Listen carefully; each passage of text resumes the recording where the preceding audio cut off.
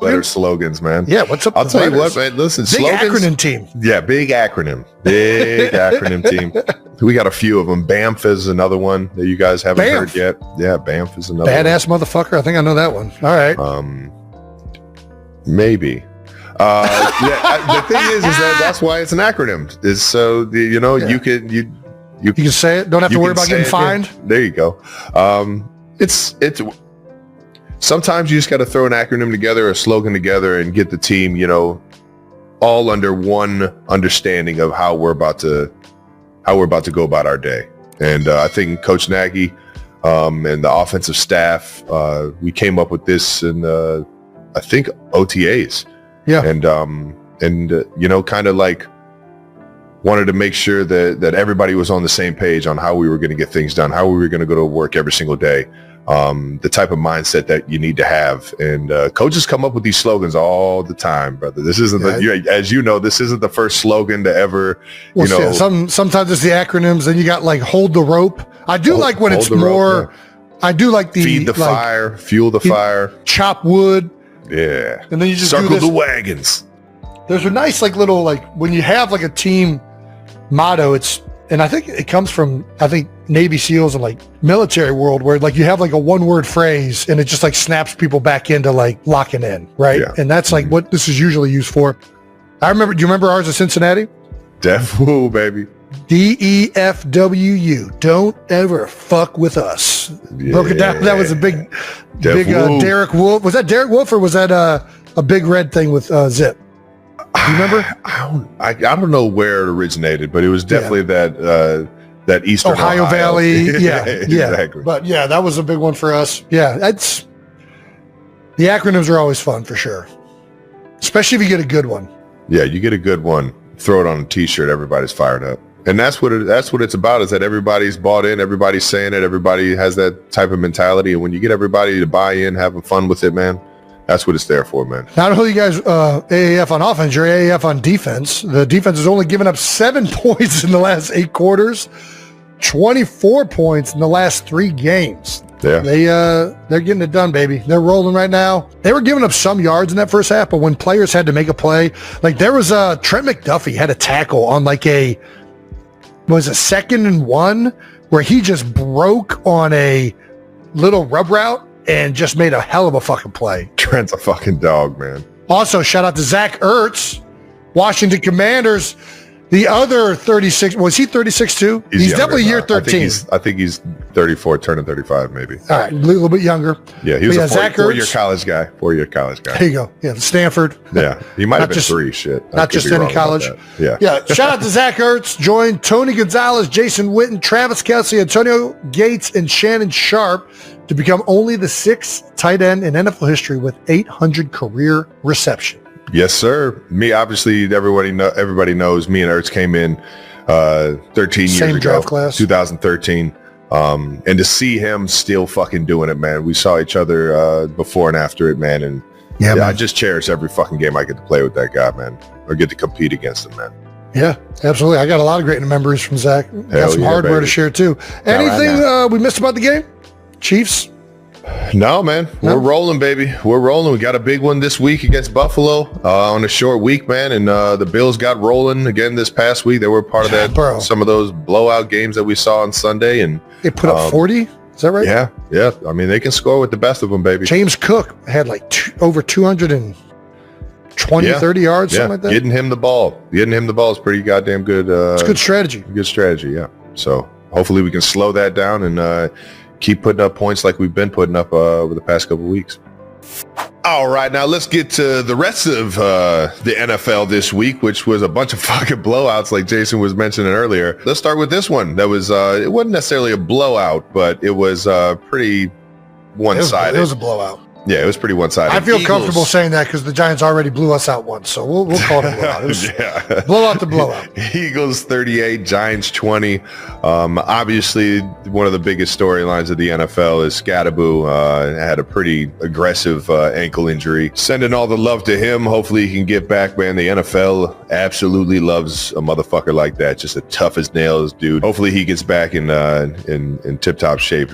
Big Dom DeSandro sent over some pizza and cheesesteaks. I mean, the guy got a standing ovation as he was getting carted off. Nobody wants to see one of the most loved players in the league get hurt like that. And obviously, what that guy's meant to football over the past couple of weeks has been pretty fucking fun to watch. So hopefully he gets back healthy and back to running dudes over and being the epitome of a fucking NFL football player, man.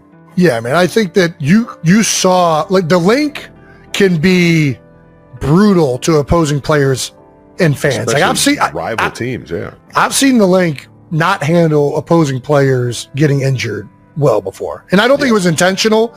Like, I think they're just excited about a big hit or something happening, but it was so apparent how much respect everybody in the NFL has for this guy and how he plays the game. Like, he got a standing ovation getting off the field. Like, very excited to see the future that Cam Scadaboo has in this league.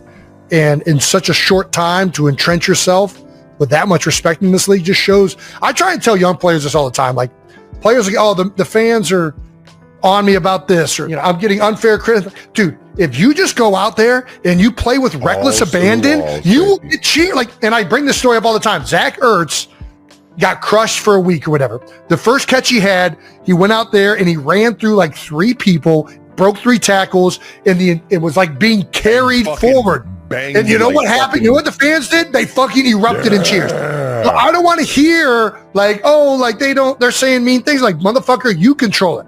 If you go out there with great energy and effort, you will be loved in the sport of football. That's one of the beautiful 100%. Things about the sport. Yep. People love guys that just have relentless motors. So that requires zero talent. That's just the reality of it. That's so spot on, man. Well, get healthy, big guy.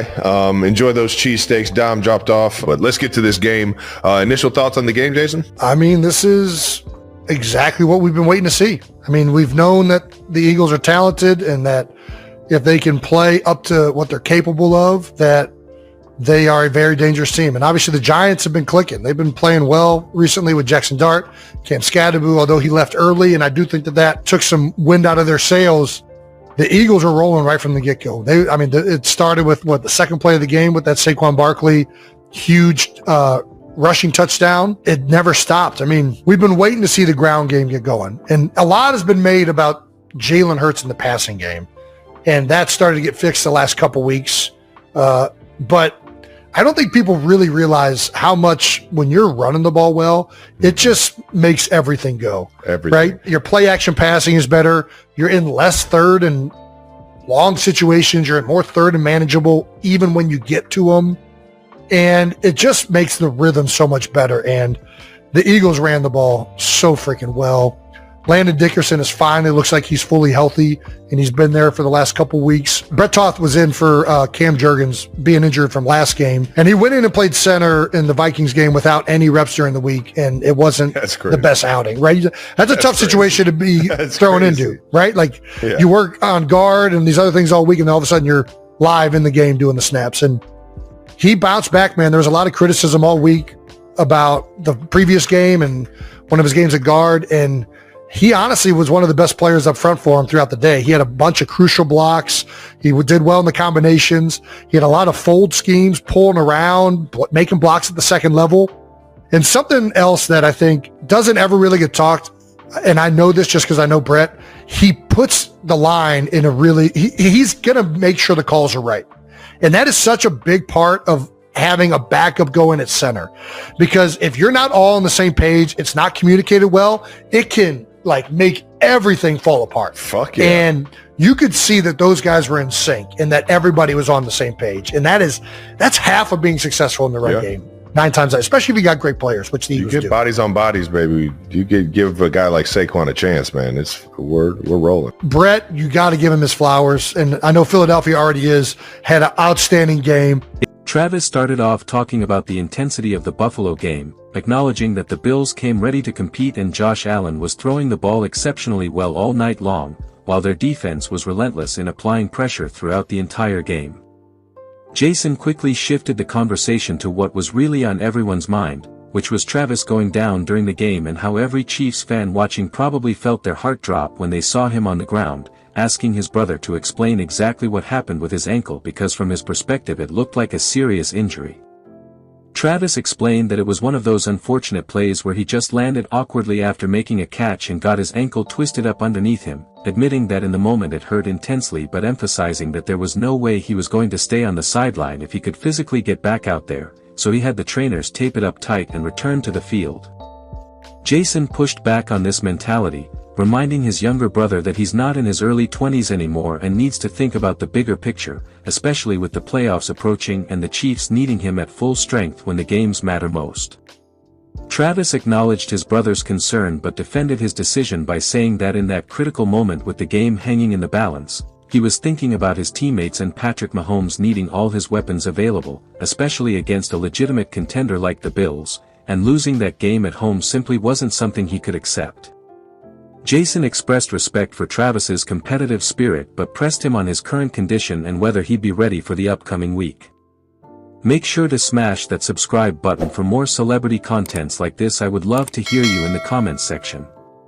Travis confidently assured everyone that he'd be ready to go after some rest and treatment, declaring that it takes a lot more than a tweaked ankle to keep him off the field and that he'd be there for his team every step of the way as the Chiefs chase their championship goals this season.